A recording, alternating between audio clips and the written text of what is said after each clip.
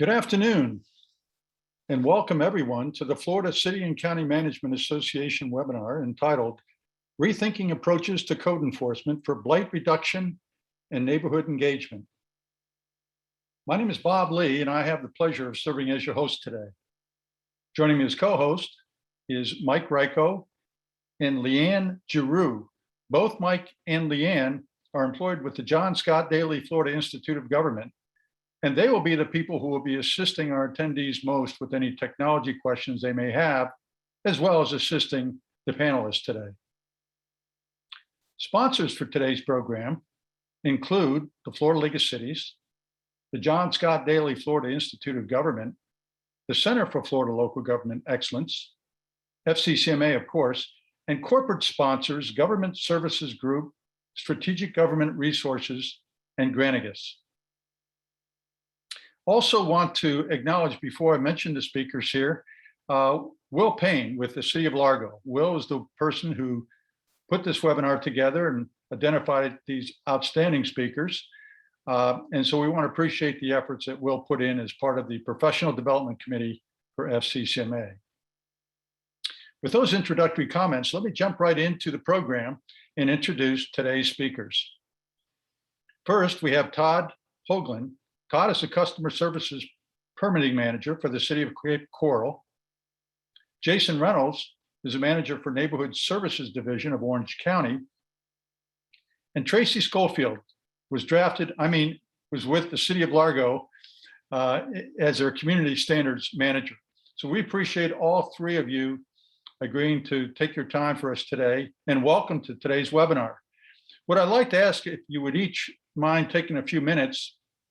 Actually, let's not make a few minutes. Let's make it about 15 or 20 seconds to just do a self-introduction, if you would. Todd, we could start with you, then Jason, and then Tracy, just so the attendees know who's speaking to them today. Good afternoon. My name is Todd Hoagland from the City of Cape Coral. I have 33 years experience in local government. My first 25 years were in law enforcement, and my past 6 years have been in code enforcement. I'm a certified code enforcement professional here in the state of Florida, and also an instructor in fundamentals of code enforcement and officer safety for FACE. Thanks, Todd. Jason? Good afternoon, everyone, and thank you for allowing me to be here to speak to this group. My name is Jason Reynolds. I'm the manager of the Orange County Neighborhood Services Division. I've been in local government since 2007, working mainly as a planner, but in more neighborhood improvement, economic development spheres. Earlier this year, Mayor Demings, which is the mayor of Orange County, merged the Neighborhood Services Division and Code Enforcement Division into one division, which you'll hear a little bit about in my presentation. I'm a certified planner through the American Institute of Certified Planners. I'm a proud graduate of the University of Florida. Tracy? Good afternoon. Thank you for having me. Again, my name is Tracy Schofield. I'm with the City of Largo. Similar to Todd, I've got 29 years of prior law enforcement experience here in Pinellas County and Tampa Bay. I've been with the City of Largo 4 years now. This is my 7th year of doing code enforcement. Thank you, gentlemen. And I wanted to highlight the fact that we have both law enforcement, professional law enforcement, and professional planning background combined here today, which I think should make for a very informative webinar. So with those introductions, why don't we just jump right into the program? Todd, were you going to start us off from Cape Coral? Yes, I am. Well, good afternoon, everyone. My name is Todd Hoagland from the City of Cape Coral. I'm actually wearing two hats today. Not only the code enforcement hat here from the City of Cape Coral, but I am also the current second vice president for Florida Association of Code Enforcement. I'd just like to take a couple minutes out and let everyone know about the role that the Florida Association of Code Enforcement has, and what are some of the opportunities and some of the benefits of membership with FACE are. We're most commonly known as FACE, and we are devoted to providing exceptional and cutting-edge training for the advancement of code enforcement here in the state of Florida. We are dedicated to promoting safety of personnel, education, advocacy, and a recognition of code enforcement personnel. Our members have determined there's a need for state recognition, code enforcement profession, and the role we collectively play in protecting, preserving, and promoting the quality of life. As a member of FACE, you gain access to training, certification, and continuing education that is backed by the Florida Institute of Government and accredited by the major universities in our state. We offer in-person learning via 4 certification courses, being fundamentals of code enforcement, administrative aspects, legal issues, officer safety, and field applications. Again, all through the Florida Institute of Government. Our goals are to help the professional development and promote the best practices in our field and officer safety. FACE is dedicated to supporting the safety and professional development of our membership. The Florida Association of Code Enforcement is an ICC preferred provider. For more information, please visit our website at www.faceonline.org. So thank you very much on behalf of FACE for inviting us here today. Mike, next slide, please.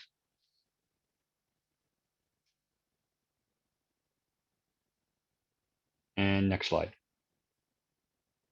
No. So again, welcome from the city of Cape Coral. And my current position is the permitting manager, but that was a newer promotion over the past few months. But prior to that, I had 6 years experience in code enforcement. And this is currently showing the makeup of the city of Cape Coral. In case you're not aware, we're located in Southwest Florida in Lee County.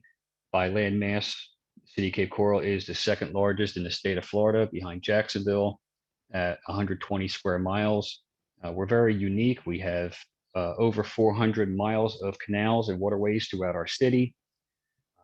And as you can see, there's a large area to cover as far as code enforcement is concerned. In 2020, we have our top 10 different code cases that you see here in front of you for each of the various zones. We have broken them down. Top 10 are our number 1 code complaint that's called in is anything dealing with health and sanitation, followed by vehicles, signs, and you can see the rest of the list. Health and sanitation is the broadest category. You see, nearly 8,500 cases per year. A case in the city of Cape Coral is actually an actual address. It's not for each of the violation itself. Some jurisdictions prefer to capture each individual violation as individual case or incident number. That's not how we do it here in the city of Cape Coral. As you can see, just alone our top 10, we have about 25,000 code cases per year. And with 22 different zones out there, that's a lot of cases for each of our officers. We do not count down bottom. There's an additional nearly 10,000 cases just for watering alone. And also how many RV and boat permits are issued through our office, again, are not counted towards the total number of cases for each and every year. Next slide, Mike.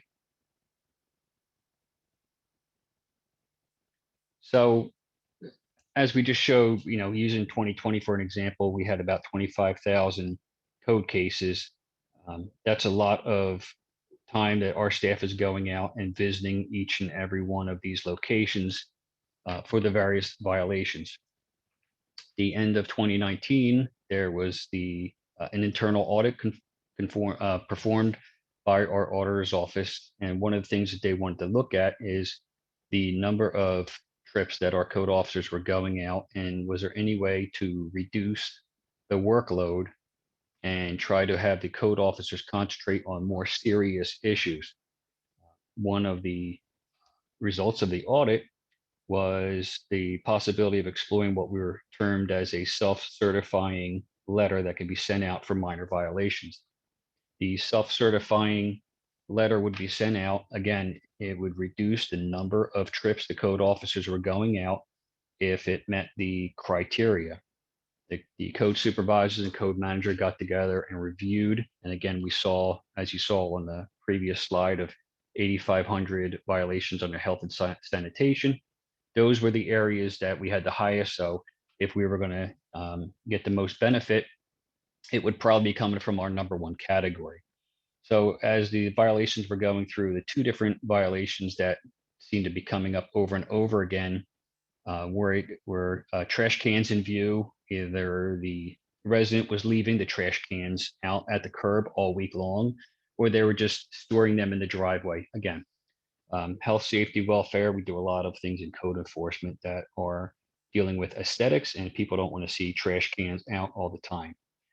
So the second one, of course, was overgrown grass, any grass in the city property within the city limits that are more than a foot tall. Again, we could send a letter out. We had a high rate of compliance with that one also. So we decided to do a 6-month study to see if the self-certifying letters would be beneficial to our community. During the rating period, again, 865 total letters were mailed out between the trash can violation and the overgrown grass. The 865 letters were sent out.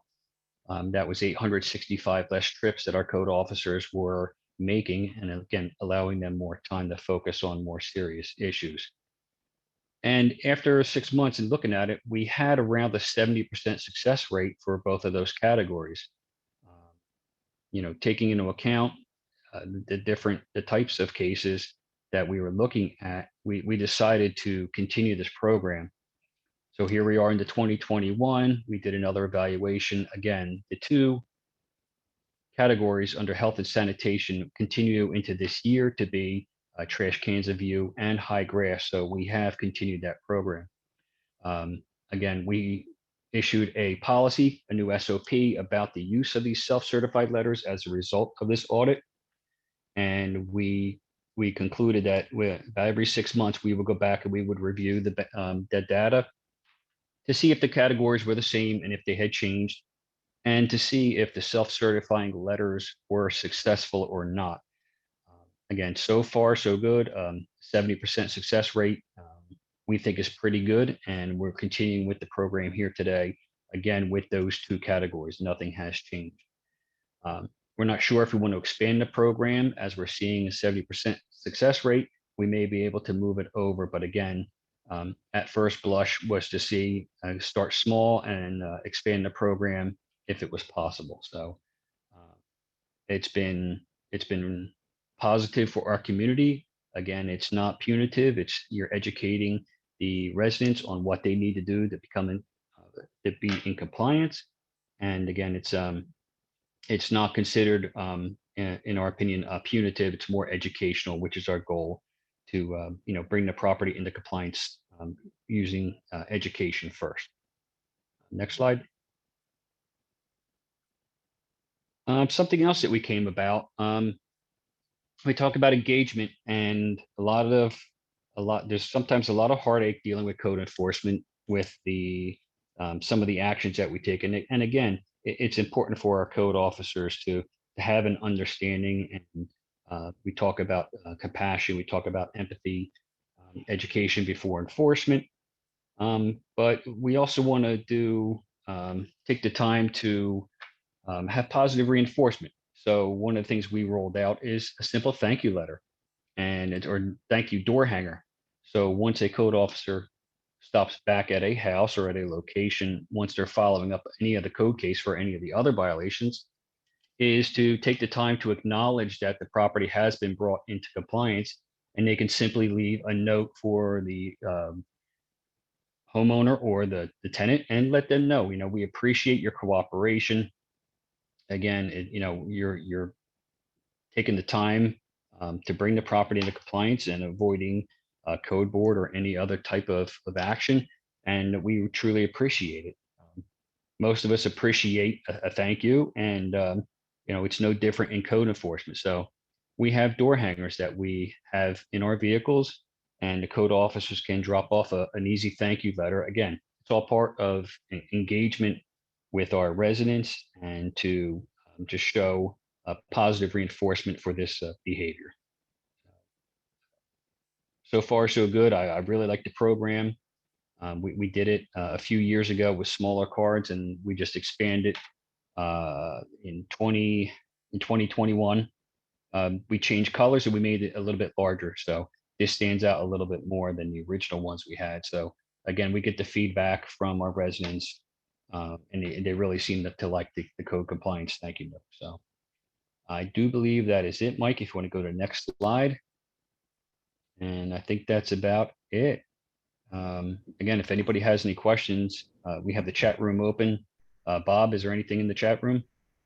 Nothing in the chat room, except I do Okay. want to acknowledge, I failed to mention Chris Cooper also was involved in working with Will Payne. Chris has been very involved in the Professional Development Committee on other things as well, and Chris is with the City of Fort Lauderdale. So I wanted to make sure I formally acknowledged his role in this webinar as well. But nothing in the chat box at this time. Perhaps as we move on with the other presenters, some questions will come up. If not, that'll give us some time at the end to maybe talk about some specific stories that you've been involved with in terms of application of what you've covered.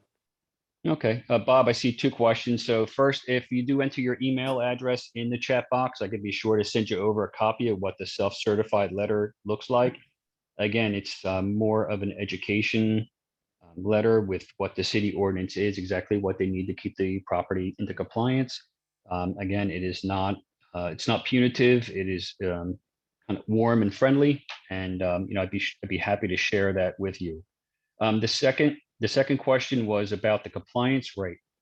How we're measuring compliance is if a resident that asked for the initial action, this was prior to the anonymous complaints and the issues surrounding that. But if someone took the time out to complain about the garbage cans or the overgrown grass, and we would measure that by going back and looking if the call happened to be called in again down the road, whether it was 3 or 4 months later, then we would flag that, and that would get moved over from, and that would not get a second self-certified letter.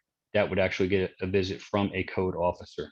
So again, that's how we measure it. We look at the history of the property, and if there's a second complaint within 6 months for the same violation, and that's what we wrote in our policy, that we would actually send an officer out to visit. And that's how we know that it would be one of the 30% that needed an officer's attention at a later time. Todd, one of the things, a lot of people making requests for a copy of that.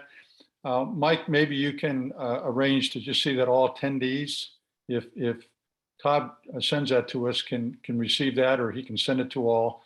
That way we don't miss anybody. Very good. We also have, I think, just a lot of questions, a lot of comments now, and I want to make sure we've addressed the questions in between those requests. I'm scrolling down here. It says here, I understand that it's an educational letter, but what complaints received those?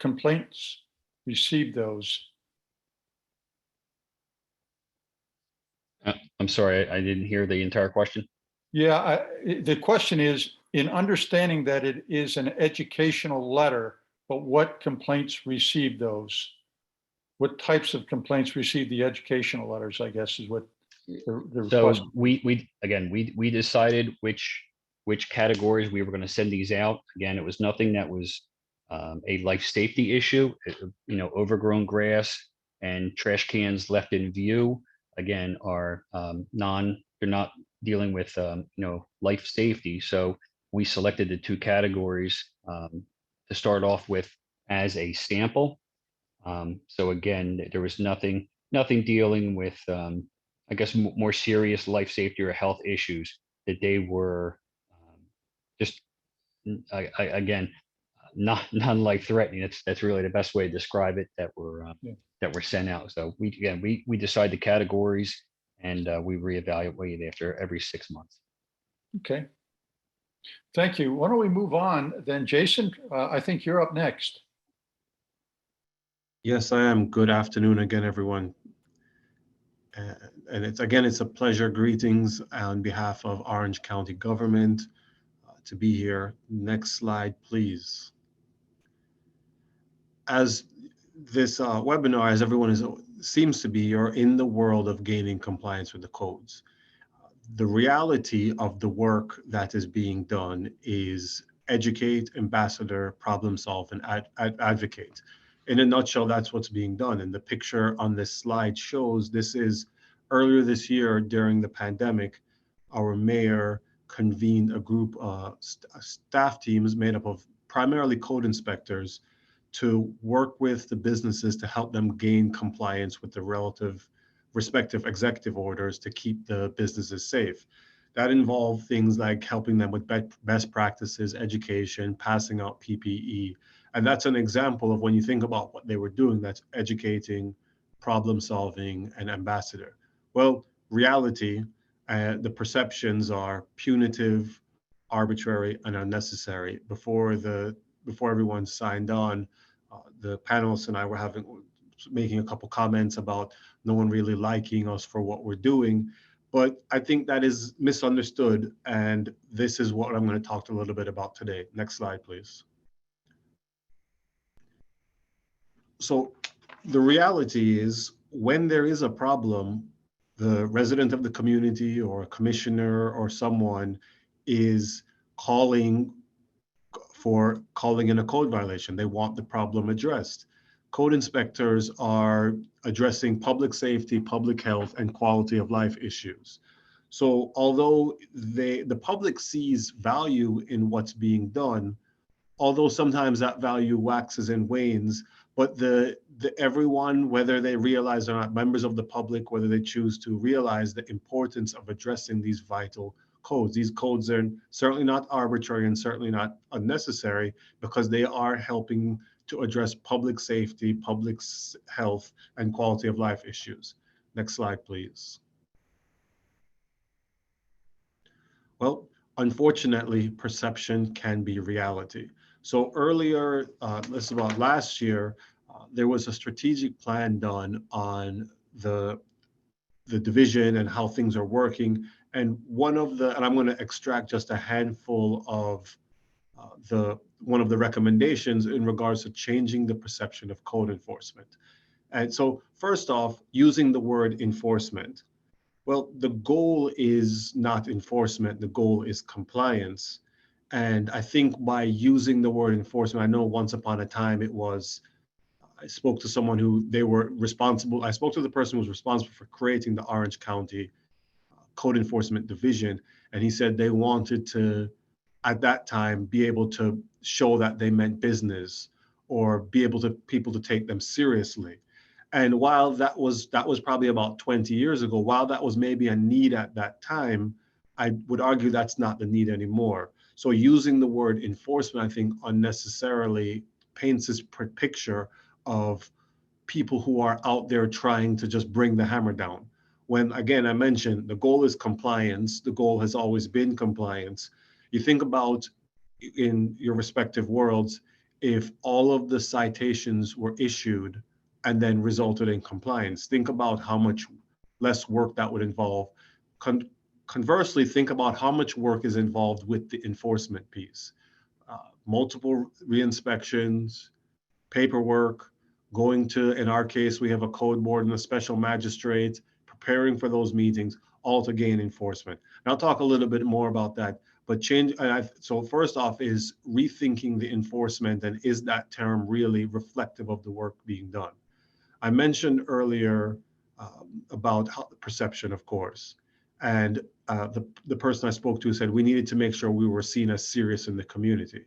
Well, looking at the picture of these three people, this is taken from a jurisdiction somewhere. It's not in Florida, it's a faraway place in America. If you see these three individuals, they present, if you see them on the street, you would think they were law enforcement.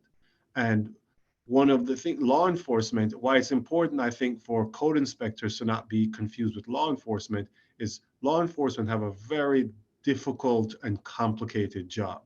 When they see problems, they run towards those problems. They don't get the ability to retreat. And when they are leaving their homes, they know there is a chance, I can't speculate on how, but there is a chance that they might be encountering someone that may cause them serious bodily harm. And they are equipped with the training and the tools, it's being a taser or bulletproof vest or a gun, to handle those situations. So the question is, why are we essentially confusing community members by having code inspectors look and present as law enforcement? So changing of the uniforms, but uniforms are needed. I'm not advocating that they dress in business casual attire, because these folks are going on to people's property, and they need to be readily identified as local government or or whatever, whichever government employees. Continuing that is the use of the badge. And I understand that this is if you are in a if your code section is in a law enforcement setting, or if it's a police department or a sheriff's office, this is a little bit different. But the carrying the badge, again, will and can confuse members of the public. And right now, badges are associated with law enforcement. I made the statement earlier that the goal of a code inspector is not to enforce, but to gain compliance. And the power to issue someone a citation or right of a property that's in violation of a code is not given to someone by a badge or a uniform. That's given to them by their title or whatever their municipality. So carrying the badge and or wearing the uniforms that present like law enforcement, to me, move in a direction that sends the community either confusing the code inspectors with law enforcement, or people seeing them as they're an arm of the law meant to be bringing down the hammer of some sort. And lastly, from the study that was done, the strategic plan is building meaningful relationships in the community. And I'll talk a little bit about that. Can't stress how important it is for members of the community to see the code inspectors in different settings other than walking in their communities and issuing violations. So that could be community meetings, that could be community events, parades, community cleanups. It's important for the residents to see them as just a person working for your local government, helping to improve your community. And of course, promoting good news, which I'll talk a little bit more about later. So next slide, please. Realizing some of the visions or the challenge, so to speak, there was a kind of an analysis done of two divisions in Orange County, which I will call the marriage. You have the Code Enforcement Division, which their motto was working for a better community, focused on community cleanup, education, outreach programs, and graffiti removal. And then you have the Neighborhood Services Division, which their motto is engage and strengthen communities, economic development, beautification, outreach, and education. Then you start to see some similarities between those divisions and their end goal. Both divisions are working to strengthen and improve communities. Next slide, please. So as I mentioned in my introduction, Mayor Demings merged the two divisions, calling them neighborhood services. One of the goals was to drop off the harsh term of enforcement and let residents start to visualize and understand that what the code inspectors are doing is a service to your community. So what I would say is we are the new neighborhood services, engaging and strengthening communities as gaining compliance with the relevant codes, community development, outreach, and neighborhood planning. And there's an administrative section of our division that keeps all of this running. And I would say we are a full service division with the tools and ability to assist communities. And we pull together the strengths of both divisions to make that happen. Obviously, with the ability to issue citations for code violations, that's an ability to bring about change. I would consider that a change agent. And what the neighborhood services had is they had the public outreach experience. They had experience working in the community and community development. So again, that full service division who is ready to assist and strengthen communities. And this bottom right picture was shortly after the divisions merged. And this is a mix of the two divisions staff. You can't tell who is who. Maybe if you look closer, you could probably tell who is who, but you can't tell who is who. Obviously, the law enforcement is there, but the folks in the green shirts, those are just neighborhood services staff. And then the guy in the very bright pink shirt, he does work for neighborhood services, but he likes to wear that pink shirt at meetings and events. Next slide, please. So moving forward, I mentioned earlier about compliance. There are three ways to gain compliance: engagement, education, and enforcement. We are prioritizing all of these things in their different ways. Engagement, very important. That's going to meetings, that's going to community events. reaching people where they are, doing newsletters, publications, electronic newsletters, next door, all those things, and engaging residents of the community. Then is the education, letting them know what is a violation, what is not a violation, how to come in compliance with violation. As you all know, there are many members of the community who simply don't realize that certain things are a violation, or they move from different municipalities, different countries, language barriers, and just letting them know this is a violation. And then it's the enforcement piece. The enforcement is one of the ways to gain compliance. And if needed, that is an effective way to get property owners into compliance with the relevant codes. And lastly, continuing is the importance of destigmatizing reporting code violations. I remember people have said to me over the years, oh, I want to call, but I don't want anyone to get mad at me, or those kinds of sentiments. Well, reporting a code violation is a tool to address a problem. If you live next door to this house in the bottom of this picture, this is a problem. Calling in our case is 311, which is our information line, and reporting that is a tool to address a problem. There should not be any shame or negative stigma associated with calling in to report a violation. And that rolls very much into is the awareness of the importance of the codes. I would say that as Orange County, sometimes we have lost our focus in educating the community about what these codes are meant to be doing. They're meant to be addressing public safety, public health, and quality of life issues. And once the community starts to hear more of that, why these codes are in place, the importance of these codes, they'll start to understand why these violations are necessary, and then the role that they play. Next slide, please. So also very important is to measure your success. We are in a business that is process driven, and it is very easy to assign data to the work that's being done. So one of the things that I would say that I've been stressing is sometimes people get they get the misinterpretation, oh, data, is it going to say I'm doing too much, or is it saying I'm doing too little, or what's it going to show?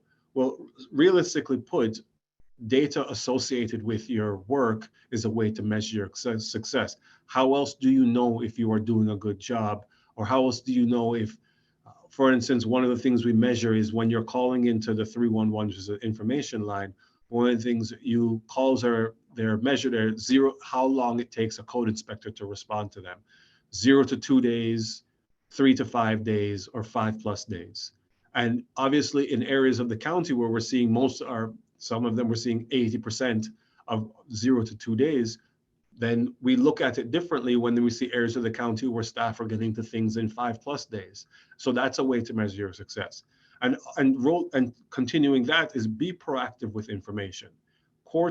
Every quarter, we meet with our 6 commissioners and bring them data about what is happening in their respective district, how long we're taking to respond, comparatively over the types of violations they're seeing, the subjects like that, what the compliance rate is, and it's broken down through area. And what that serves a number of purposes. One is it shows that we are being proactive with the commissioners and showing we are bringing information to you. It's a point of engagement. It's a way to let them know that we're on this in a team. And 2 is in those meetings, we update them, we bring them issues sometimes they're not aware of that they need to be aware of happening in their respective districts. And that also goes to pushing that information out through Facebook or social media or newsletters or articles, being proactive with information about whether that be success or how quickly responding to things. And it talks very much about in regards to the education part of gaining compliance is pushing information out. So in some of the things that I've been doing, and this is my personal goal, and I wouldn't say I've pushed this off on the staff, because I've worked with neighborhood services. We worked with the code enforcement division probably more closely than any other division across Orange County because of our shared mission. So I was one of the people, I said code enforcement, and I said, but what I've started to do over the last, since I was put into this role, is to change some of my vocabulary. So instead of saying code enforcement violation, I just call it a code violation. Because realistically, it's not a code enforcement violation, it's just a violation of our codes. Instead of saying, oh, well, we're going to take them through the code enforcement process. Well, no, we're taking them through the process to gain compliance. And then lastly is, this is something that I've seen quite a bit, and I'm not sure exactly how it got here, is code enforcement inspector, code enforcement officer. So I understand, but what we've simply done is starting calling them code inspectors or code compliance inspector. I think the titles have officially been changed. The code as code compliance inspectors, or just simply staff. Very often we hear people referring to code inspectors as officer so-and-so or code enforcement officer so-and-so. Well, if you are in a law enforcement setting, that's fine, but the code inspectors are part of Orange County. So I just will say staff, or I'll say the code inspector assigned to their area and that's one of my things, to decouple them from law enforcement in a way, because again, I can't stress, I've never been in law enforcement, but I have a handful who work for me, and they are very clear to me about distinguishing the difference between when they worked in law enforcement and what they're doing now. Next slide, please. So in conclusion, what we are aiming to do is embrace a smarter and more collaborative approach to get the end result, which is compliance with our codes. This is our mayor in the front, Mayor Jemming Demings, recognizing the staff who worked on the business compliance assistance teams for the work that they did throughout the pandemic, bringing resources to the businesses, helping them with compliance. And this to me embodies the work that we're doing in this community. This is in conclusion, and the next slide is my summary slide, which has contact information if you would like more information about what we discussed, or you think what I was saying is off base. I take hate mail as well. As you know, someone who manages code inspectors, you have to be able to take all of the information and emails and calls, good, bad, and indifferent. Thank you, Jason. We have a number of questions, but most of them I think would be more appropriately posed to all three of you, not just to you, Jason. There's some very good questions that have come in. So what I would suggest is that we move on. Tracy, you do your presentation, and then we'll address all these questions that have come up. I think the one exception I'll make is that someone had asked for the copy of the PowerPoint, and just wanted to reassure everyone that we actually archive these webinars. All the FCCMA webinars are archived so you can view and listen to them at a later date on demand. And you would go to cflge.org, cflge.org. And we can put that in the chat box here so you know exactly what that is. So why don't we go ahead and move on to the next presentation. Tracy, if you wouldn't mind, please. Sure. Okay, well, I'm going to try not to touch on some of the things everybody touched on, but we've called this the future of compliance because a lot of things, as we know, there's some things that could change. We live and die by a statute here in Florida, 162, that does govern code enforcement, but what can we do within that realm of the statute and our ordinances to try to make our communities better is what I'm going to try to focus on. Next slide, please. Very quickly, Largo is one of the larger cities in Pinellas County and Tampa Bay. As you see, we have about 85,000 people, not quite as big as the other two jurisdictions. So maybe I'm going to call it more of a small town code enforcement with 85,000 people. That's pretty small in Florida nowadays. Next slide, please. We're going to talk about a couple things real quick, and I saw a pattern with some of the other departments or agencies with a rebranding, and we'll start with that, and then we'll move through these pretty quickly so if people have a chance to ask some questions. Next slide, please. So, like a lot of code enforcement in Florida, they originally were part of the police departments. When I was a sergeant at a police department where I worked, I was in charge of code enforcement for 3 years. Inside the police department, they had civilian employees. That's very typical. Largo was the same way. In 2010, they moved over to the building division and put them under a building official. But honestly, they were sort of like redheaded stepchildren over there. That lasted about 7 years until they created its own division in 2018. They still did not have a manager until I was hired in 2018 as the department's first manager. One of the first things I started to do was a rebranding. As I mentioned, 29 years in law enforcement, I understand the enforcement side of things very well, but I also understand that code enforcement has a different role. So I tried to take that into account when we started rebranding. You see the door hangers that we have. Todd had mentioned his thank you door hangers. We have something similar. We changed and redid all of these. The ones we had originally, there was no thank you. There was no you've been noticed. And the you've been noticed is one that allows the code officers to do something proactive. It has nothing to do with an enforcement action. It's just them going out and seeing that maybe there's neighbors or people in their community that are actually doing what we want them to do. They're taking care of their property, they take care of it, and actually getting a chance to go out. We're talking about building relationships. This is an opportunity for the code officers to get out of their vehicles, knock on a door, hang a door hanger, just let these folks know that we do appreciate them actually complying with the city code for no better reason than just to say thank you. We do have a thank you for when they do come into compliance in certain cases.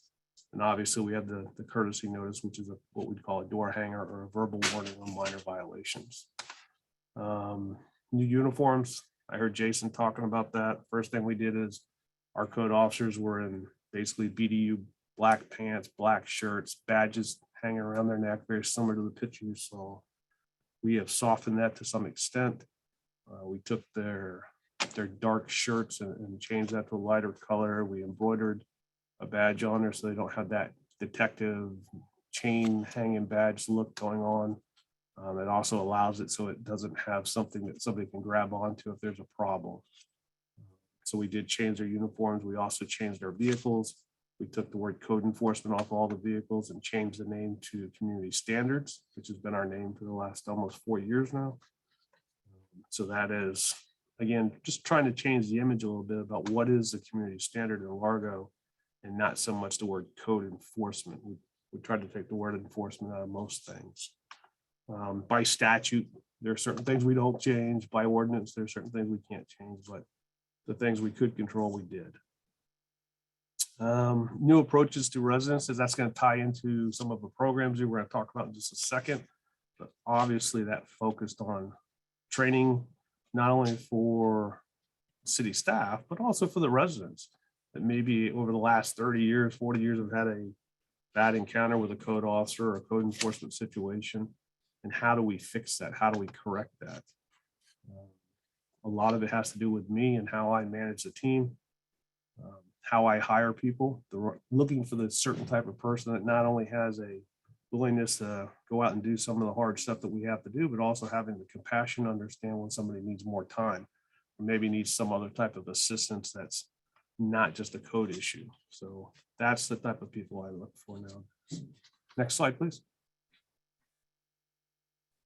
So a couple of things that we started with. One of the first things when I was started in 18, I was asked to start working on a nuisance abatement program because we had a lot of blighted properties in the city, and we could all talk about 2008 and the downfall of the economy and all the housing.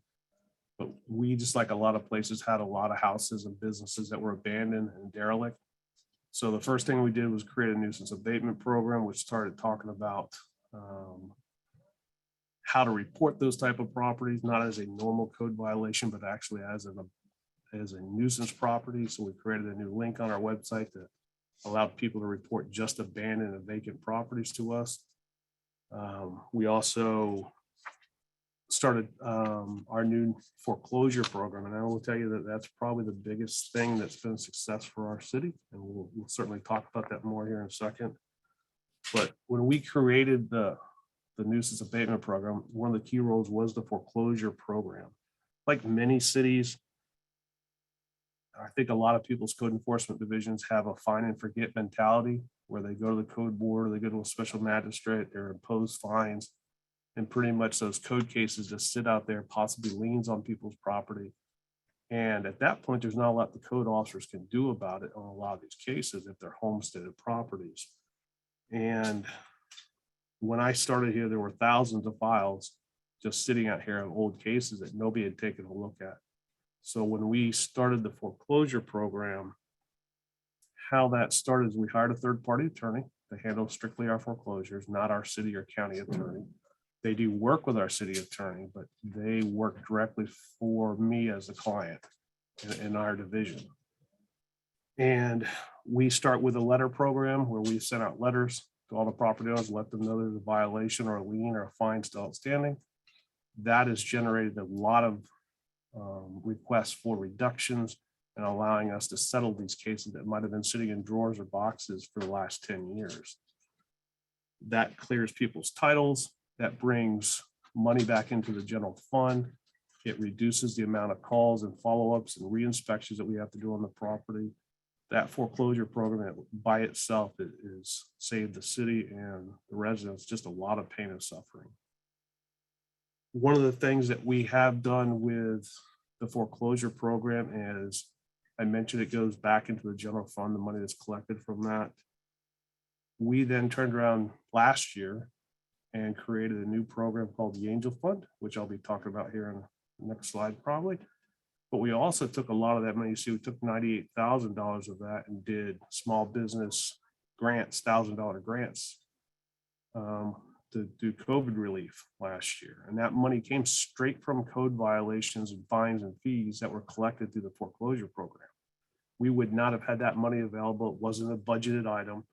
And so right there is $120,000, $130,000 worth of money that we were able to turn back into the community, helping through the Angel Fund and helping through small business loans and grants that we wouldn't have had without the foreclosure program.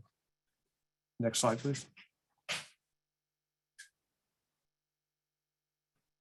The Pride in the Parks project was a project we did in 19, and we didn't do it last year because of COVID. We do have it planned for 2022 in March. And what that Pride in the Parks is we have 53 mobile home communities, over 10,000 units in the city limits. There's another 4,000 in the fire district outside the limits. And what we did with this program is it started with education to the park managers and supervisors, owners, people that manage the parks. We educated them, we giving them copies of all of our codes that we enforce. We then created a one-day 8-hour seminar where we brought people in like building division, housing, fire, Pinellas County licensing board, construction licensing, chore services, which is one of our providers for hoarding situations, animal services, Florida Association of Mobile Home Parks, Red Cross, emergency management. All those people came together with us to do a one-day educational seminar for all the management and ownerships of these mobile home communities. We then went out and did site visits on all the parks. We put eyes on over 10,000 units and then created a list of what violations we saw in their parks. We provided that to the management and asked them to self-regulate their park members. We then did follow-ups a couple months later and then address some of those with enforcement actions and most of those were verbal requests. And what that did is it pretty much gave the power back to the people. And it created less calls for service in the mobile home communities for us. And it empowered the park managers and owners to go out and self-regulate themselves, which has saved us an incredible amount of calls for service in the mobile home communities. Next slide, please. The Angel Fund is probably our biggest baby right now that we're so proud of. So last year, when we started doing the foreclosures, we realized that there was a gap where we would refer people with low income or mobile home communities to our housing folks to see if they could get housing assistance through remodeling, remediation, tear down and rebuild type programs that our housing folks do. But because of some of the limitations that housing has through federal HUD money, state funding money, SHIP money, there were gaps that left us stranded where we had elderly low-income folks that could not afford to pay for the code enforcement fines and liens, but at the same time did not qualify for our housing assistance. So what we did is we came up with the Angel Fund, and we asked our commission to fund us the first year of $30,000 and let us run a pre-fine, pre-hearing program where we could assist low-income folks. And it's been a great success. We blew through the first 30,000 last year in record time, in less than 5 months. This year, and we're in month 3 of the new fiscal year, we were budgeted 30,000. We've already spent 37,000. We're going back in front of our commission in January to ask for additional funding because of the need. And again, this is all coming out of our foreclosure program. It does not cost the city a dime. It's not coming out of general fund. If we weren't doing foreclosures, and when I say foreclosures, I don't mean actually foreclosing on people's houses. 90% of the cases that we bring for foreclosure action through our third-party attorney are settled. And there's a settlement. We have a ratio and a chart that we use of how we settle those cases. Very few of them actually go to foreclosure sale and to new ownership. Some of them unfortunately do. But because we're able to settle these very old and outstanding cases, we're generating funds that are not part of the general fund. This is undocumented money that's coming in. Sometimes it's good, sometimes it's bad as far as how much we get. But this is money that was not counted on at the budget year during budget processing. And because we never know how much we're going to bring in during the year. We use that money and turn it right back into the community. Code enforcement is not a money-making organization. We should never be. Our job, as been mentioned both by other speakers, is compliance.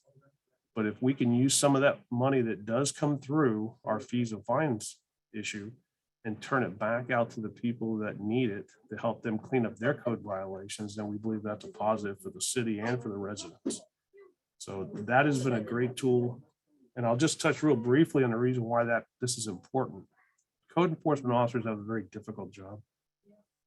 And to give them a tool where they can actually spearhead a program where they can gain compliance and help residents, help citizens that they're out there working with every day without having to be an enforcement action. And they do this prior to hearings, prior to any fines being imposed. It allows them to be part of the solution, which is a really important tool when we're trying to retain qualified employees. Code officers get burned out just like everybody else at times. So things we can do within our organization to make them enjoy what they do for a living is a very important part of my job as a manager, and I'm sure all the other managers that are out there. So we do believe this has been not only a success for the residents and the city, but also for our staff. Next slide, please. And I'll leave you with this. A lot of people believe that code enforcement is enforcement action, or we're the enforcement arm of the city. And that can't be farther from the truth. The reality is that we're the driving force for economic development, pride in your community, safety.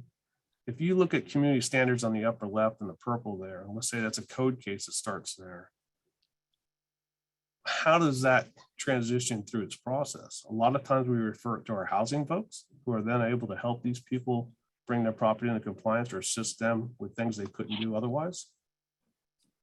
It might require a demolition, which again is going to bring the property into compliance. If we do a demo or a rehab through housing, it now is going to generate action for our planning folks that have to do permit reviews, planning, all the things that go along with new construction or remodeling. That, of course, carries over to our building folks who do demos, new construction, remodeling, permits, applications, all the processes that happen with the city. And then certainly all of this generates back over to economic development where it increases property values. It makes people want to come to your city and open a business, move here with their families. So anytime that anybody thinks that code enforcement is just an enforcement action, they don't understand the process. And, you know, I preach this everywhere I get a chance to talk about it, is that a lot of times the code enforcement officers are the tip of the spear for economic development for your communities. And if used in the proper way, they are a great asset for that. Just think about a business that wants to come into your city and they go into a city and they see blight and derelict property everywhere, and they come into your community, it's been cleaned up, the codes are upheld and enforced in a proper way. It's a pretty simple decision for most businesses and homeowners that are coming in looking for a place to move into Florida when they see the comparison between the two. Last slide, please. Okay, so you've got my information there. I'm more than happy to talk to anybody about any of these events or anything else that we're doing. My number and my email are there, and I'm always happy to talk to anybody about that. Thank you. I see a question if you want me to answer it. Well, we actually have several questions, but if you want to go ahead and at least address this last question, Tracy, regarding how you retrain staff. I think we can start with that, and then maybe in terms of training, the other gentleman may want to weigh in on that. We have about 4 minutes left in the webinar, and I'm certainly happy to stick around a little later if you all are willing to for a few more minutes to catch up on these questions. So go ahead. Sure.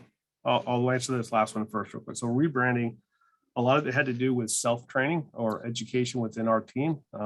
They had no meetings or anything, no daily meetings, weekly meetings. When I started here, they were, again, just attached onto the building official, and they were told to go out and do code enforcement stuff, whatever that meant, because the building official really didn't care as long as he didn't generate complaints. So we started a training program in here where we did scenario training. We did interaction training. I did ride-alongs with all of my code officers. We went out.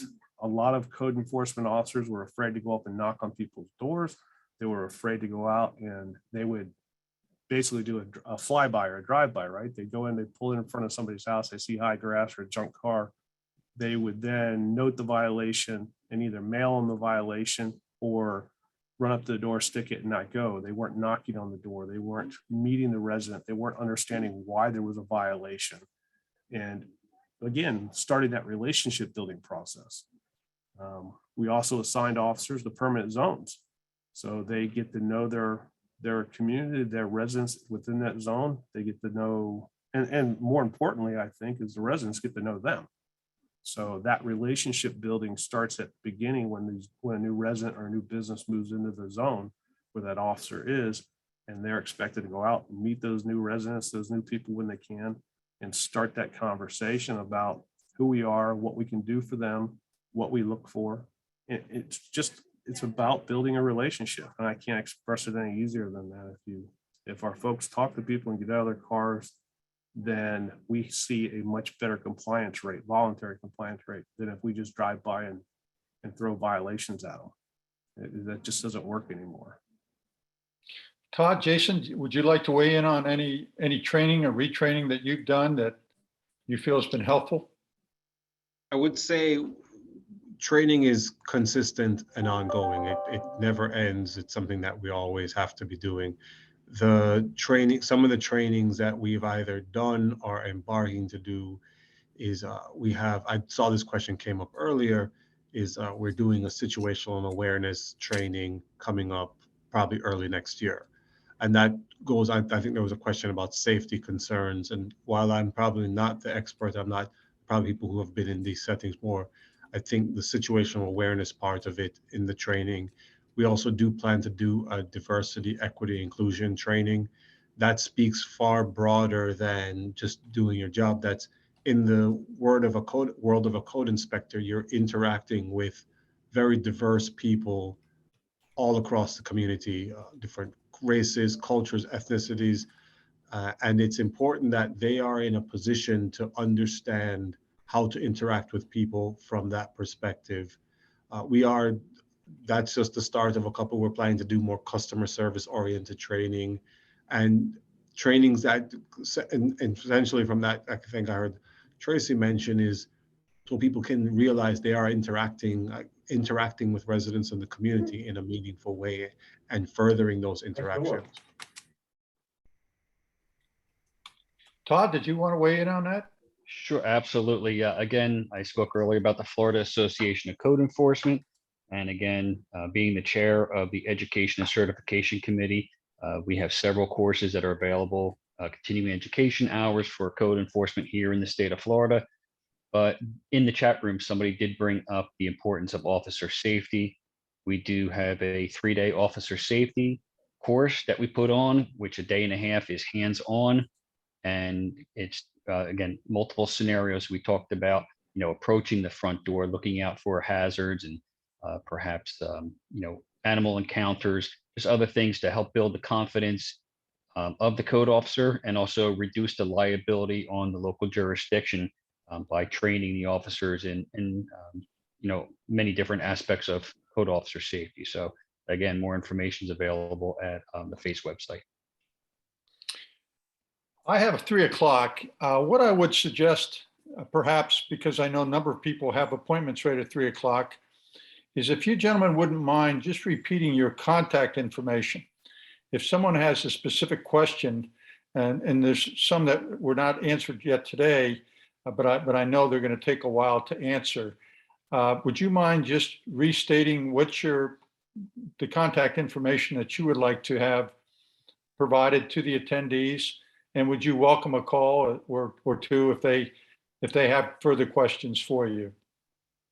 Certainly. So I'm okay sharing my name and email address. I'm fairly positive any of the calls I get will be much better than the calls I get from angry residents of the community. So I'm okay doing that. And anyone, again, can call me. If I can't help, then I will bring in the appropriate staff who can answer those questions.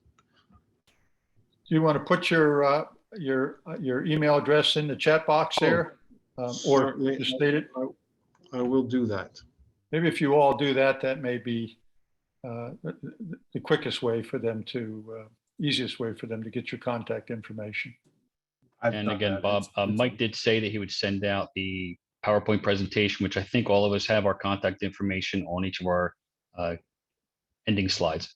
Okay, well, actually, the presentation today, both audio and visual, can be accessed on demand. Mike sent a link out for anyone who wants to access the entire presentation. They'll also be able to do that, which I think is maybe helpful in addition to the key points that you all made in the slides. Just listening to you comment on those points, I think, are very helpful. Okay, with that, let me just thank you all again for taking the time to present for FCCMA. Thank FCCMA Board of Directors for continuing to provide these types of free training. This training is completely free for access to anyone who wants to participate. Want to again acknowledge the Professional Development Committee for what they've done in putting a very informative program together. And this may be one that they want to do again or do a part 2 or something, because I'm sure you could have spoken another hour just addressing some Q&A and some very specific particulars regarding how to. It's one thing to talk about theory. It's another to also talk just generally about rebranding and renaming. But from my experience, actions have always been more important than words. So sometimes you can rebrand. If you don't have the right actions, it's going to be meaningless, and vice versa. And one other point with law enforcement, I'm compelled to say that law enforcement as well is compliance. And they do a great job and try to be very positive, professional compliance officers as well. It's not all about enforcement. Law enforcement, as we know, it is quite broad and also a very challenging position. So anyways, let me just say thank you again. Thank you all for participating today. And with those final comments, we're all adjourned.